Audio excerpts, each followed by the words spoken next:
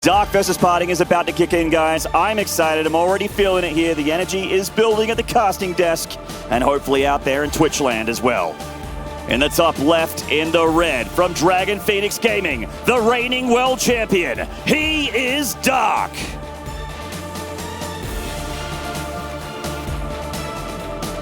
And his opponent down here in the bottom right-hand side, also representing Dragon Phoenix Gaming, the Protoss player, he is PartinG. Of course, very early here in the EPT season, so we can see the placements and the places of these players. But it is still very early on, and we're going to see those points, of course, massively change over the course of the next year. We have a very long season as well, up until, of course, the next year's Intel Extreme Masters Katowice, which is when we will have, of course, the EPT Championship. Now, Pig, we're seeing a pretty early drone going across the map here, and I'm like, is this that Bly versus PartinG final that we saw in EPT all those weeks ago? No, that's the world champion, but it looks like a very similar opening here.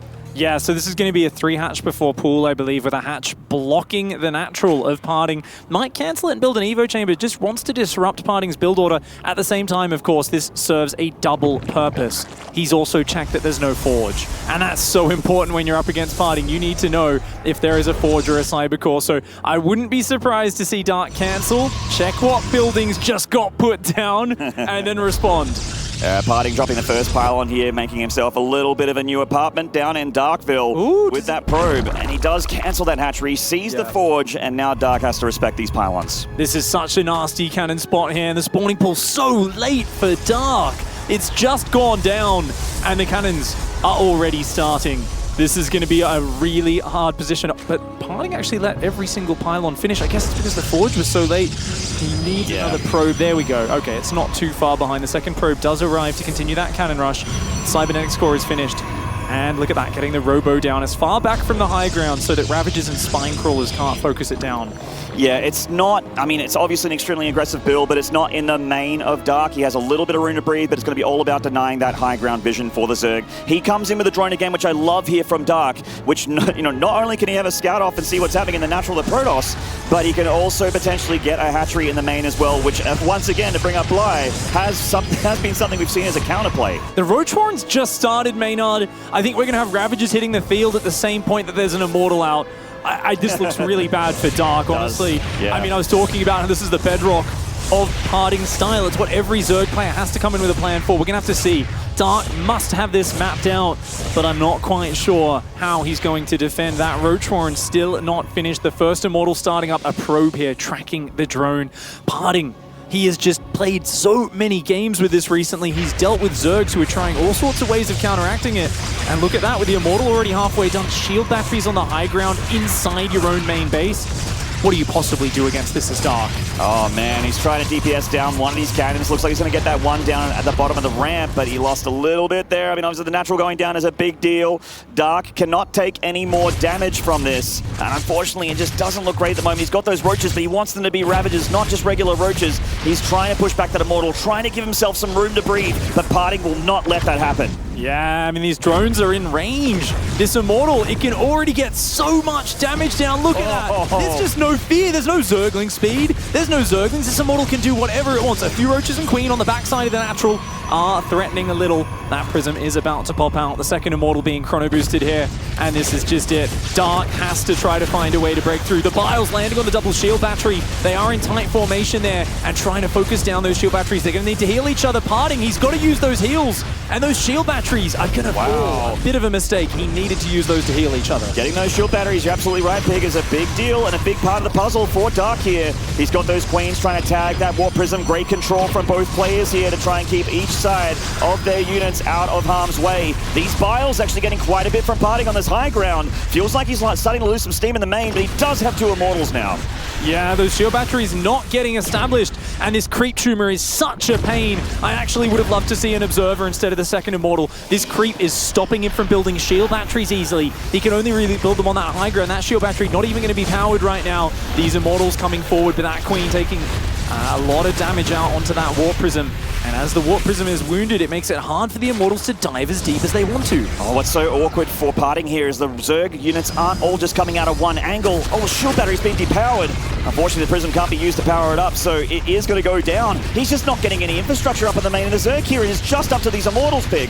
I like that he grabbed that third Immortal because there are Ravagers coming from both sides. Dark feels like he's starting to get a handle of this. These 3 Immortals, they've done a lot of damage. They are still looking very good, but with no probe over here, that creep being so annoying, he isn't able to do that endless shield battery healing, which is normally the secret to this flowing out of control. The drone's now being pulled off the line. One last desperate pull to try and break this position. PartinG 4 Immortals on the low ground. Now that Robo, I mean, it's going to get depowered in a moment here. It is depowered. It's gone.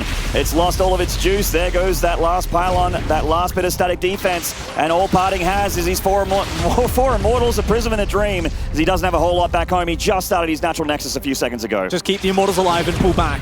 I mean, if he gets 2 base up versus 1, if he keeps these Immortals alive, that's great. Ooh, the hot pickups are good, but it's not going to be enough, I don't think. Oh man, PartinG, you wizard. How did you keep them all alive? Oh my god, he cast level 3 Immortal protection right there, and it was good. Nothing Dark can do about that when he controls that good. He's almost picked off 1. PartinG still keeping all the Immortals alive. Oh my god. Juggling like a Cirque du Soleil fiend over here. He finally loses 1, and he's going to start losing them eventually. There's only so much space in that Prism. He's going to leave with 2 very damaged Immortals, but he definitely traded as well as he possibly could have there. For anyone out there who is still doubting PartinG's skill, I mean, just look at that engagement. To have that, I mean, the temerity to go back in as well with 4 red hit point Immortals was just absolutely insane. This man, I mean, he always plays on a razor's edge. He's all about being in his opponent's face and applying pressure, and now he's built a massive advantage for himself in this game. 2 Nexi pumping out probes, going up to 4 gateways, a +1 attack upgrade on the way. I mean, it couldn't be a more perfect setup here for PartinG. Yeah, he's in a really good spot. His 2 bases are kicking in. The natural Zerg not even up yet, and you never want to be, as a Zerg, on as many bases as your Protoss opponent. You want to be ahead there. So PartinG with a definite advantage in this game, and he's going to start switching gears. We've got +1 on the way, which is going to not only help the Immortals that survive, but also these gateway units, which he's switching into as Warp Gate gets closer and closer to done.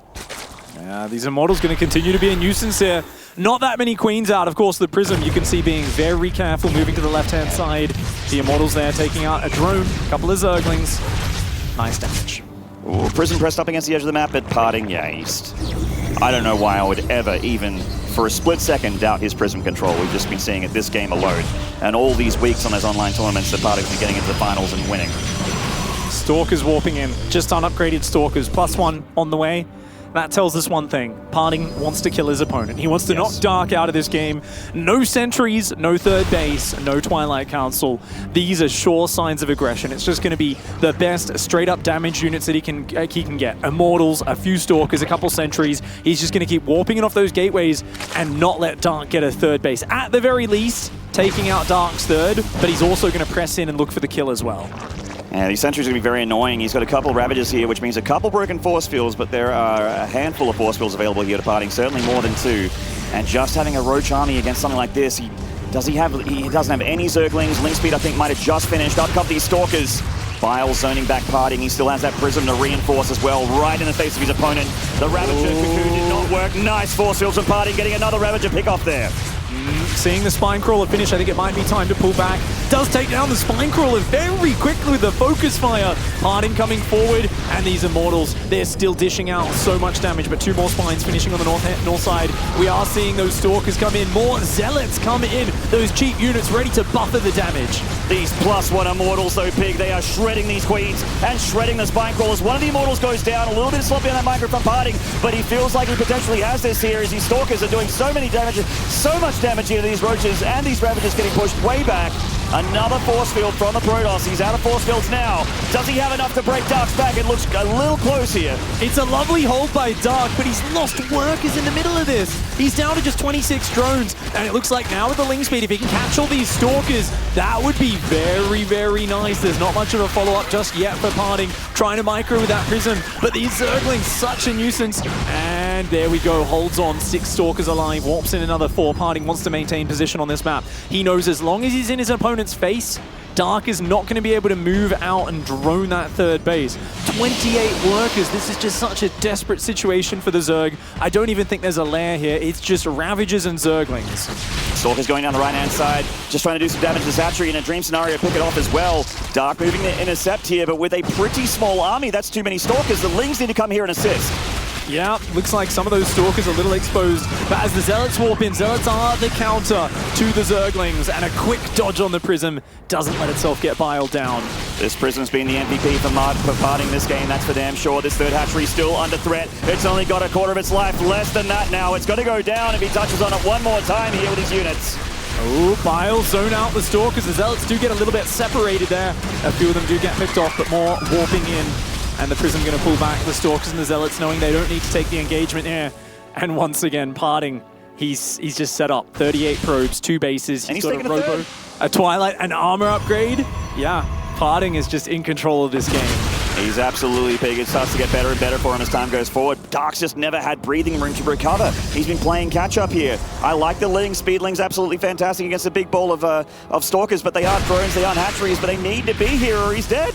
It's such an awkward situation for the Zerg, and PartinG's just brought him down to this mud wrestle. And this is exactly where PartinG likes to fight, where he can dictate the pace, can be the one in your face the whole time, and not give you a room to jump up. Any time where you're both microing back and forth, where PartinG's picking the engagements, choosing where and when to fight, that's his happy place. He absolutely loves it. And he knows that the Zerg just can't get out of control. I think it's these longer games where the Zerg's giving a bit more breathing room. That's where we see PartinG struggle. But this sort of game, especially off that early advantage, it's quite straightforward for PartinG to just move this advantage forward step by step. And I love the Dark Shrine here that Mapu's showing to us. Not only do you have the Cloak Boys out, which if you don't have detection, you can just die, but even if you do, Archons are a fantastic addition to PartinG's armies. It really, you know, when you're on lair tech, you got Roach Ravager Ling, it is so hard to actually deal with even 3 or 4 or even just 2 Archons with all these Stalkers and Zealots around them. Yeah, Force Field's a big threat there. Those 2 Zealots coming back into the main base, forcing the workers back. The Ravagers and Lings coming forward desperately. PartinG says, are you sure, mate? Are you sure you can take this fight? You want this battle? No worries, I'll give you this battle. And I think Dark might have bitten off more than he could chew, but what else has he got going for him? PartinG's gonna take gate number 1. GG. The big boy getting big on stage. It's not a one-trick pony. PartinG has so much flexibility, and as I said, you need to come in prepared. You can't let him play his game. Dark, the world champion, drops the first map there, and it seems there was a glaring hole in his plan. I mean, a hatchery block's nice for disrupting a Protoss player. It gives you a bit of scouting, but that's a 3 hatch before pool hatch block. This isn't a normal hatch block where you maybe go hatch pool at home. This was a bit of a delay there, so it definitely did not work out for Dark. All right, we're going to take a short break before the next game, guys. Make sure everything's good for everyone on stage. Do not go away. We'll be back for PartinG Dark Game 2. That's right, welcome back to the Nexus here for the Intel Extreme Masters Katowice. So we do have updates going on from our laptop games as things do continue. Rotterdam, over on laptop 2, what do you have for me? I've got something that you will enjoy, James. It would be awesome if we could go into the laptop real quick, because this game, it's getting a little feisty. That is the wrong one. I mean, lobbies are pretty awesome too, but I'm taking a look at Void Race. So I'm in the middle of Deer versus Has. Deer took game 1 after Deer all-in Has. Yes, guys, I got that right. Has was actually the one expanding. And obviously he got all-in. He wasn't super happy with it. He's like, you know what, game 2, I'm going to build a Robo in my opponent's natural. It kind of caught Deer off guard, but Deer had a Stargate. And it turns out that having 2 Void Rays is pretty good against a guy with 8 Adepts and 2 Immortals. But now obviously Has wouldn't be Has if he's now not building a Stargate in his own base. So this game is pretty wild. It's fun. Has definitely holding his own, but he's trailing. All right, well, thank you very much, Roddy, for that update. Now coming over to laptop 1, we have Todd with Special versus Stats. What's been going on in that so far? Okay, Special is playing out of his mind. He won game 1 after a proxy Reaper into like a giant push with mass marines and tanks. Yeah. We can actually maybe hop into that game real quick. Like, there's not so much attacking going on right now. Actually, it's the only downtime that we've had in this game. It's mech, right? Is he meching? Yeah, so he went...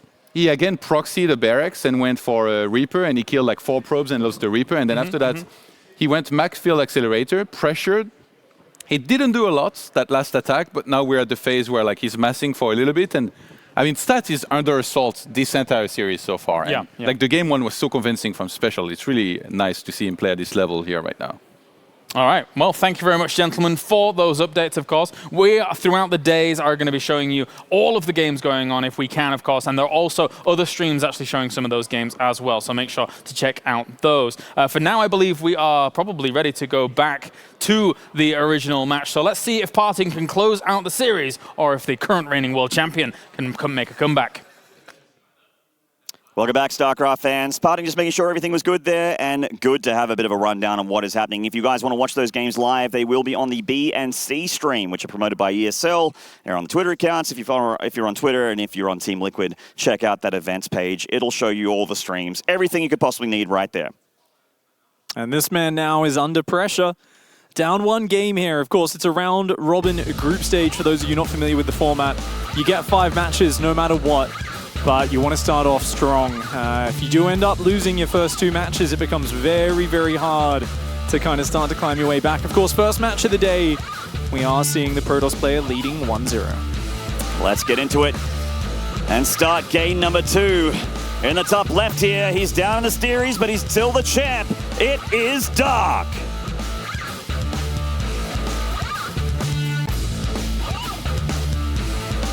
And getting cheeky in response to that hatch block in the last game. Down here in the bottom right, in the blue, representing Dragon Phoenix Gaming, he is PartinG. And he's already got 135 Pro Tour points. He's been working hard on those online tournaments, Pig. We've been casting a bit of him ourselves, actually, from home. Yeah. He is a monster. Low ground gateway here, so I mean, it could potentially be a Forge later, but you know, when the high ground is when you know for sure it's going to be an early rush. But yeah, you know, I'm not sure if it was here last year or a different tournament, but I do recall, I think it was Sue 12 pulling PartinG 5 games in a row in a series and winning.